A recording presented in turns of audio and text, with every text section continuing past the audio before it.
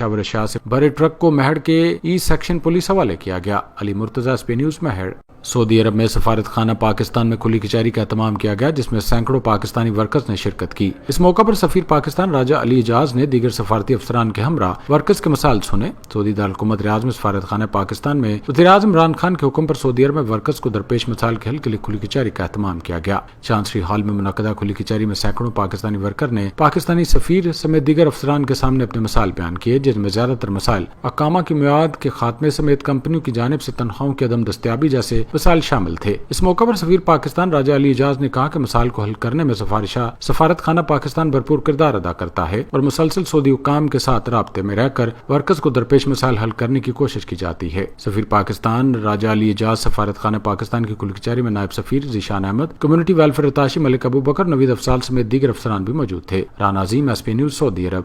گجرانوالہ مرکزی علاج بالقرآن سیٹلائٹ ٹاؤن میں